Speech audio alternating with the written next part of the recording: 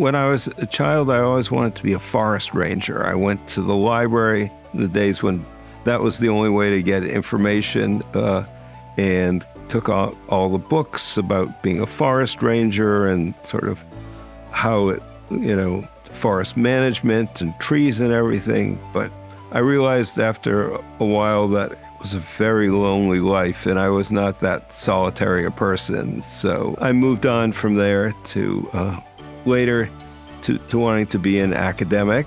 Got a PhD at Harvard along the way, and that process actually showed me that wasn't me either. It was fun doing because I liked studying, researching, writing, but I just saw that I wouldn't really make a teacher or someone who was good theoretical. I liked much more concrete problems, which is why I came in to decide that law was a great combination because it was much more concrete problems. It was helping people solve problems, which I liked, and it was competitive, and because I liked sort of the winning aspect of things. So it's been, I think, a good decision.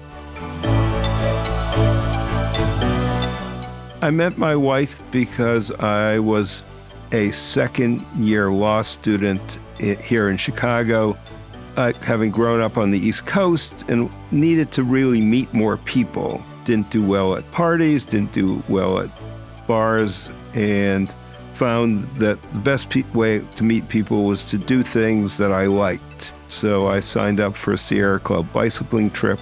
I was looking to meet people, but my wife certainly wasn't. She was dressed in some sort of strange orange wool hat, and some sort of rain gear type things that were not really flattering. But we were up there in the front and just sort of talked to each other for 3 hours, and everyone was taking phone numbers, so I took hers and asked her out for a date. And that first date almost didn't happen because I arrived at her place, and at that point she was a third-year dermatology resident, and she was on calls. So rather than go to the restaurant, she got paged just as I got there.